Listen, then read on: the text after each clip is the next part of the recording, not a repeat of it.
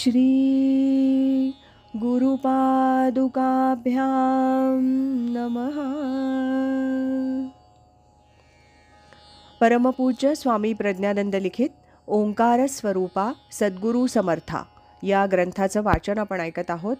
आज ऐकूया या ग्रंथातील प्रकरण 2, सापडला मार्ग स्वानंदाचा, याचा भाग 13. केली सारासार विचारणा. मनुष्य जन्माला येऊन काय मिळवायचं आहे आणि काय टाकायचं आहे याचा विवेक जर मनाशी पक्का झाला तर उत्तम साधना घडायला लागली आणि इतकी चांगली हा साधक साधना करतोय म्हटल्यानंतर परमेश्वरच सत्संगाकरिता तुमच्याकडे संत पाठवून देतो.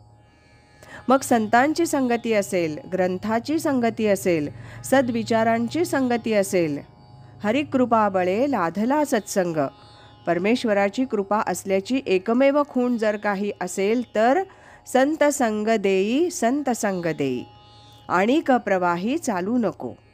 संत येतातच, भेटतातच. संतांशीच भेटावं, त्यांच्याशीच मैत्री करावी, परमार्थाचीच चर्चा करावी हीच वासना होते.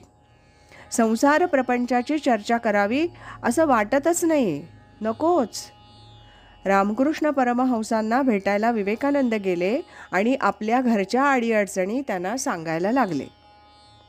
मला नोकरी लागेल का, कर्ज फिटेल का, अमकं होईल का, तमकं होईल का.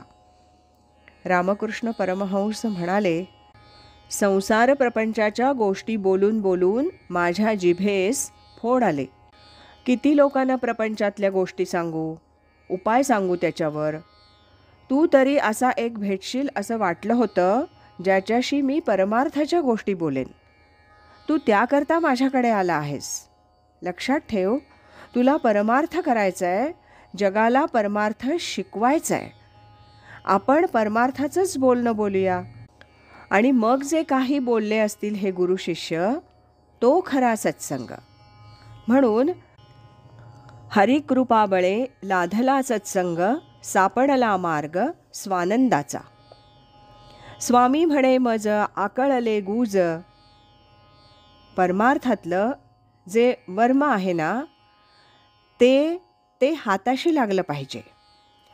वर्म जर सापडलं नाही तर प्रपंचासारखा परमार्थही भरंगळत जाण्याची शक्यता असते. दिशाहीन परमार्थ. असे वाया गेलेले असंख्य लोक आपण पाहिलेले आहेत. परमार्थातला सर्वात मोठा धोका सांगू, गुरु होण्याची अभिलाषा निर्माण होणं हा सर्वात मोठा अधःपाताचा क्षण आहे. जरा साधना उपासना झाली रे झाली की माणसं दुसऱ्याला मार्गदर्शन करायला सुरुवात करतात, अनुग्रह द्यायला सुरुवात करतात. पाठीमागे गुरुशक्ती नसली तरी सुद्धा, नाही आम्ही स्वामींचंच काम करतोय म्हणाले. काय त्यात, गुरुपरंपरा फक्त स्वामींपर्यंतच म्हणायला सांगतोय. मग लोकांच्याकडून पाया कशाला पडून घेताय, पाकिटं कशाला गोळा करताय, स्वतःचा संप्रदाय वेगळा कशाला वाढवताय, स्वतःची प्रसिद्धी कशाला करून घेताय. अंतरी संसार भक्ती बाह्यात्कार. अंतरंगामध्ये विपरीत गोष्टी ठेवून परमार्थ करायला निघालात तर तो परमार्थसुद्धा तुम्हाला घातक ठरणार आहे, हे लक्षात ठेवलं पाहिजे. सर्वात उच्च अवस्थेला पोहोचलेल्या साधकांनी तर डोळ्यात अंजन घालून हा इशारा लक्षात ठेवला पाहिजे. सद्गुरूच्या आज्ञेशिवाय परमार्थात काहीही करायचं नाही. त्यांनी सांगितलं बसून राहा तर नुसतं बसून राहा. नामस्मरण करा, नामस्मरण करा, पारायण करा, तेवढंच करायचं. आम्हा सद्गुरू तोची परब्रह्म, त्याचा शब्द, त्याचा आदेश तो आणि तोच मी पाळणार. बाकीच्या गोष्टी मी करणार नाही. जे काम मला दिलं नाही ते करायचं नाही. तो अपराध आहे परमार्थातला. साधं उदाहरण सांगतो. समजा मला एखाद्याच्या गरिबीची दया आली म्हणून जर मी माझ्या घरामध्ये नोटा छापून त्याला द्यायला लागलो, 1000ची नोट छापली, तो सरकारी गुन्हा आहे? नाही, मला अगदी कळवळ्यानं त्याचं दारिद्र्य दुःख दूर व्हावंसं वाटतंय म्हणून मी नोट छापली आहे. न्यायाधीश ते ऐकून घेणार नाहीत. त्याचं दारिद्र्य दुःख कसं दूर करायचं सरकार बघेल. तुझ्यावर जबाबदारी सोपवलेली नाही.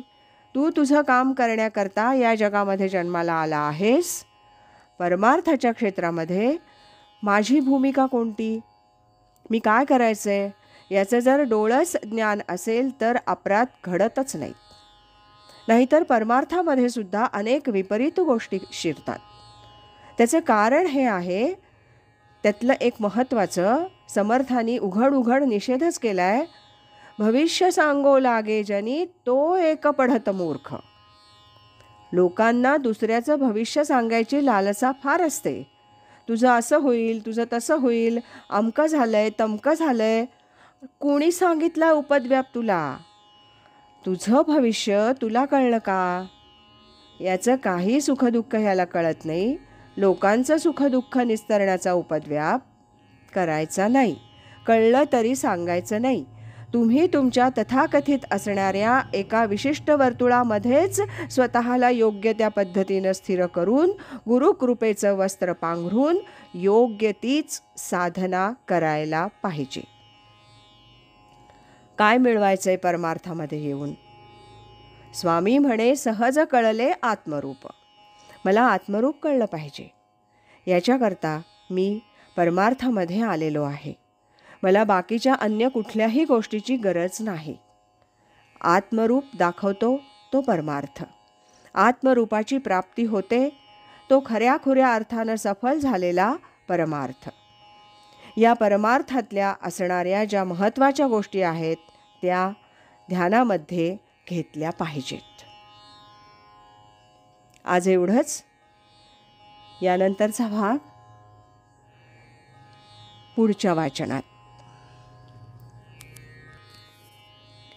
राजाधिराज श्री सद्गुरुनाथ महाराज की जय.